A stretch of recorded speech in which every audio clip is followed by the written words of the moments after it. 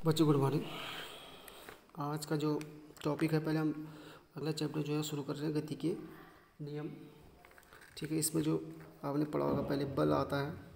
बल वो वायु कारक होता है जो किसी वस्तु की स्थिति में क्या करता है, परिवर्तन करता है, परिवर्तन करने का प्रयास करता है। किसी वस्तु की दिशा को चेंज कर सकता है, उसके आकार में परिवर्तन कर सकता है। तो बल क्या होता है आपका, कोई ऐसा कारक है जो क्या करता है, किसी वस्तु की स्थिति को परिवर्तित कर सकता है, उसके आकार में परिवर्तन कर सकता है, दिशा में परिवर्तन कर सकता है। ठीक है, तो इसमें सबसे पहले जो टॉपिक है वो है आपका जड़त्व। ये आपने पढ़ा भी होगा 9th में। ठीक है, तो जड़त्व जो होता है आपका, जड़ का अर्थ जो होता है, जो मतलब होता है जड़त्व का, किसी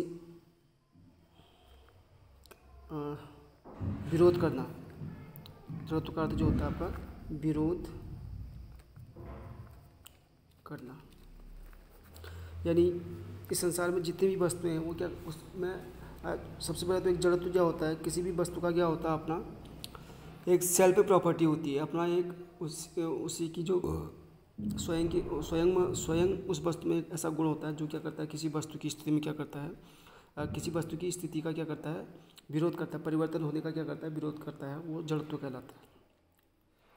ठीक है, कोई भी वस्तु हो वो क्या करती, उसमें क्या अपना एक सेल्फ प्रॉपर्टी होती है, वो क्या करती है, अपनी स्थिति में परिवर्तन का क्या करती है, विरोध करती है, उसको बोलते हैं जड़त्व। ठीक है, तो जड़त्व की जो माप होती है, या जड़त्व का हम जिस चीज़ से मापते हैं उसको बोलते हैं द्रव्यमान। जड़त्व का जो माप है वो है द्रव्यमान। जड़त्व द्रव्यमान से हम क्या कर सकते हैं, किसी वस्तु की को माप सकते हैं कि किसी वस्तु में कोई वस्तु हमारा कितना विरोध कर रही है, या अपनी स्थिति में कितना परिवर्तन का विरोध कर रही है। तो उस वस्तु की जो माप होगी, उस मापन जो होगा उस वस्तु का, उस जड़त्व का, उस वस्तु के जड़त्व का, वो होगा आपका द्रव्यमान से। ठीक है, जैसे कोई वस्तु 20 किलोग्राम की है, कोई आपकी 15 किलोग्राम की है, तो इन दोनों में क्या होगा आपका, जिसका द्रव्यमान ज़्यादा होगा, 20 किलोग्राम वाले का द्रव्यमान ज़्यादा है, तो अगर हम तो इसका जड़त्व ज़्यादा होगा। और 15 किलोग्राम वाले का द्रव्यमान क्या है, कम है, तो इसका जड़त्व क्या होगा, कम होगा। जड़त्व कम होने का मतलब, अगर हम क्या इसको गति, दोनों अगर विराम अवस्था में है, इसको हम गति अवस्था में लाना चाहिए, तो ये ज़्यादा विरोध करेगा हमारा। 20 किलोग्राम वाला क्या करेगा, ज़्यादा विरोध करेगा अपनी स्थिति में परिवर्तन का। और 15 किलोग्राम वाला क्या करेगा, अपनी स्थिति में परिवर्तन का क्या करेगा, कम विरोध करेगा। स्थिति में परिवर्तन का विरोध करना ही क्या होता है, जड़त्व होता है। ठीक है, अगर दोनों वस्तु गतिमान है तो हमको इसको रोकने के लिए इस पर ज़्यादा बल लगाना होगा। 20 किलोग्राम वाले पर क्या करना होगा, ज़्यादा बल लगाना होगा, क्योंकि 20 किलोग्राम वाले पर जड़त्व क्या है, ज़्यादा है। 15 किलोग्राम वाली वस्तु का द्रव्यमान क्या है, कम है, तो इस पर हम क्या करना, इस पर हम लोग को क्या करना पड़ेगा, कम बल लगाना पड़ेगा।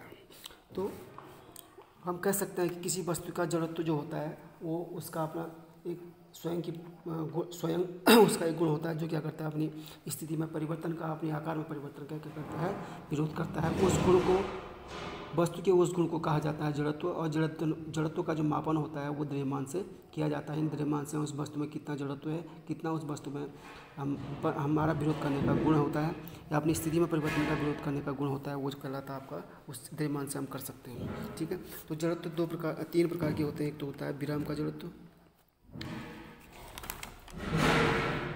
विराम का जड़त्व। नंबर 2 गति का जड़त्व, गति का जड़त्व। नंबर 3 होता है आपका दिशा का जड़त्व।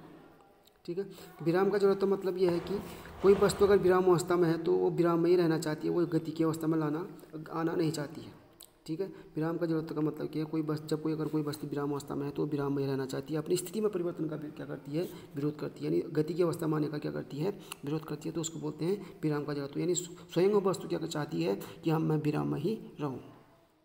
ठीक है, गति का जड़त्व का मतलब, अगर कोई वस्तु चल रही है तो क्या चाहती है कि मैं रुकूँ नहीं, मैं इसी अवस्था में चलती रहूँ, मैं गति की अवस्था में ही चलती रहूँ। ठीक है, यानी दूसरी अवस्था में परिवर्तन का क्या करती है, विरोध करती है। अगर गति में है तो वो क्या करना चाहेगी, विराम में आना नहीं चाहेगी, यानी विराम में आने का क्या करती है, विरोध करती है, तो उसको बोलते हैं गति का जड़त्व। ठीक है, ठीक उसी प्रकार से दिशा का जड़त्व है। दिशा का जड़त्व मतलब कोई वस्तु क्या करती है, अपनी दिशा में परिवर्तन का क्या करती है, विरोध करती है। जब हम कभी मोड़ पर क्या करते हैं, गाड़ी घूमती है तो हम एक साइड को थोड़ा सा हल्का सा घूम जाते हैं, तो वो क्या करती है, वो सीधी रेखा में ही चलना चाहती है, ना क्या नहीं चाहती है, वो मुड़ना नहीं चाहती है। इसको बोलते हैं दिशा का जड़त्व। विराम का जड़त्व का मतलब है कोई वस्तु अपनी क्या चाहेगी, मैं हमेशा विराम में ही रहूँ और गति की अवस्था में ना जाऊँ। ठीक, गति का जड़त्व का मतलब ये है कि कोई वस्तु अगर गति में है तो क्या चाहेगी कि मैं हमेशा गति में रहूँ, मैं विराम में ना जाऊँ। दिशा का जड़त्व का मतलब है मैं जिस दिशा में चल रही हूँ उसी दिशा में चलती रहूँ, मैं दिशा में परिवर्तन क्या करेगी, दूसरी दिशा में परिवर्तन का क्या करेगी, विरोध करेगी, तो उसको बोलेंगे दिशा का जड़त्व।